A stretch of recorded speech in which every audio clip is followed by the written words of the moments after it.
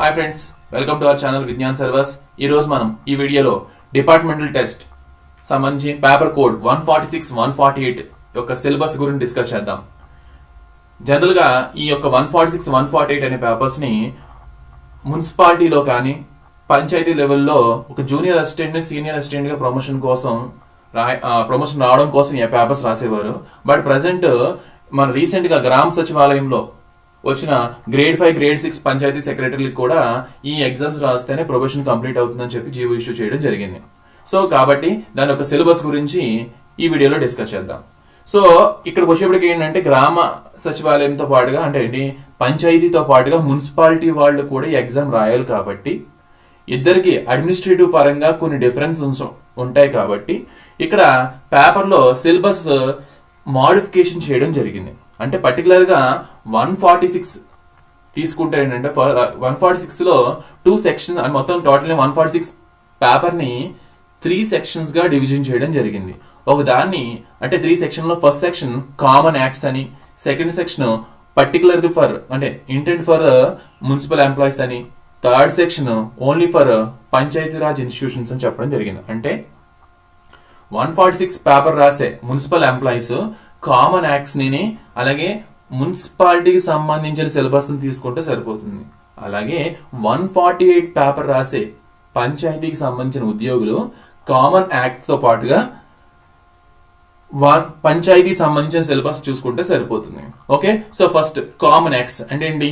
ఈ మున్సిపాలిటీకి పంచాయతీకి సంబంధించి కామన్ గా ఉన్న టాపిక్స్ ఏంటంటే 146 లో Andhra Pradesh elementary education act, Andhra Pradesh public health act, అలాగే పబ్లిక్ హెల్త్ కోడ్, అలాగే ఆంధ్రప్రదేశ్ పబ్లిక్ లైబ్రరీ యాక్ట్, అలాగే local authority loan act, places of public resort act. ఈ యొక్క 6 యాక్ట్స్ కానీ ఆ కోడ్ కానీ అనేవి ఇద్దరికి కామన్, అంటే మున్సిపాలిటీకి పంచాయతీకి రెండింటికి కామన్ గా ఉంటుంది. ఇప్పుడు పర్టికులర్ గా మున్సిపల్ ఎంప్లాయీస్ మాత్రమే రాయాల్సిన ఎక్స్ట్రా టాపిక్ ఏంటంటే Andhra Pradesh municipality act 1965 and the rules, అలాగే ఆంధ్రప్రదేశ్ అంటే పర్టికులర్ ఆంధ్ర ఏరియా సంబంధించిన టౌన్ ప్లానింగ్ యాక్ట్ ఆఫ్ 1956 అది మనం చూసుకోవాల్సి వస్తుంది.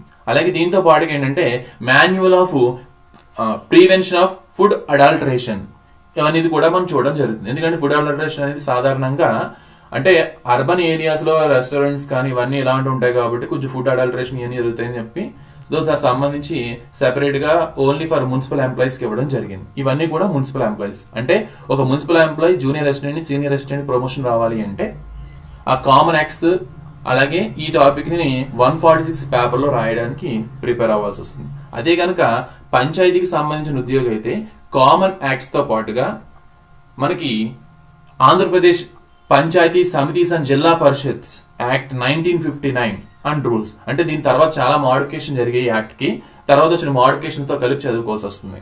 అలాగే ఆంధ్రప్రదేశ్ గ్రామ panchayat act 1964 and the rules frame under, అంటే దాని తర్వాత వచ్చిన యాక్ట్స్ కూడా వీటి సంబంధం అన్ని కూడా తీసుకోవాల్సి వస్తుంది. నేను ఈ సిలబస్ అంతటినీ కూడా ఏపీపీఎస్సీ సైట్ లో మనకి మెన్షన్ చేసిన సిలబస్ బేస్ చేసుకుని ఈ వీడియోని ప్రిపేర్ చేయడం జరిగింది. సో ఆ సిలబస్ సంబంధించిన పీడిఎఫ్ ని డిస్క్రిప్షన్ లో కూడా లింక్ ఇవ్వడం జరుగుతుంది. ఓకే, అలాగే ఇవన్నీ కూడా అంటే ఓన్లీ 146, 148 సంబంధించిన పేపర్లలో ఓన్లీ 146 లోనే మున్సిపల్ ఎంప్లాయీకి పంచాయతీ ఎంప్లాయీకి డిఫరెన్సెస్ పెట్టారు.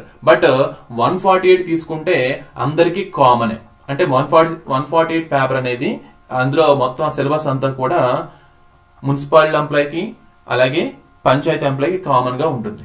ఓకే, అందులో ఉన్న ఫస్ట్ టాపిక్ వచ్చేటప్పటికి ఫండమెంటల్ రూల్స్. ఇవి టోటల్లీ 130 వరకు ఉన్నాయి. సో టోటల్ ఫండమెంటల్ రూల్స్ చదవాల్సి వస్తుంది. అలాగే manual of special pay and allowances వీటిని చూసుకోవాల్సి వస్తుంది. అలాగే portion from the Andhra Pradesh treasury code volume 1. So volume 1 సంబంధించిన ట్రెజరీ కోడ్ అన్ని చూసుకోవాలి. అలాగే ఇంకోటి ఏంటంటే ట్రెజరీ కోడ్ లో మొత్తం అన్ని పార్ట్లు కాకుండా ఓన్లీ సమ్ టాపిక్స్ ఇవ్వడం జరిగింది. ఏంటంటే ట్రెజరీ కోడ్ వాల్యూమ్ 1 సంబంధించి అందులో మనకి టోటల్ గా ఇక్కడికి వచ్చేటప్పటికి 3 పార్ట్స్ ఉంటాయి. అందులో ఫస్ట్ పార్ట్ లో ట్రెజరీ రూల్స్ 10, 12 to 29 అలాగే 31 and 32 ఈ రూల్స్ ని చూసుకుంటే సరిపోతుంది.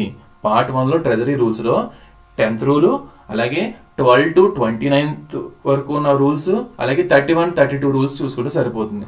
అలాగే పార్ట్ 2కి వచ్చేటప్పటికి ఇందులో చాప్టర్ 3 చూసుకుంటే సరిపోతుంది. చాప్టర్ 3లో మనకి సబ్సిడరీ రూల్స్ అని ఉంటాయి, SR అంటాం వాటిని.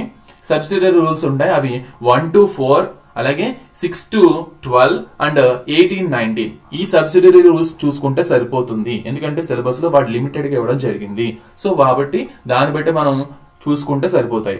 అలాగే దీంతో పాటుగా మనకి ఏంటంటే ఈ యొక్క పార్ట్ 2లోనే ఇన్స్ట్రక్షన్స్ 7 to 10 ఇన్స్ట్రక్షన్స్, అలాగే 17 to 20 అండ్ 28 to 30 అండ్ 32 ఈ యొక్క ఇన్స్ట్రక్షన్స్ చూసుకుంటే సరిపోతుంది. వాటిని చూసుకోవాలని చెప్పి మెన్షన్ చేయడం జరిగింది.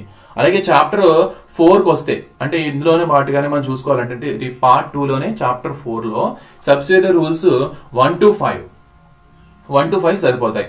అలాగే చాప్టర్ 5లో సబ్సిడరీ రూల్స్కి వచ్చేటప్పటికి 1 to 14, అలాగే 18 to 26, 31, 32 and also 39 to 51, 57, 61, 64 to 90.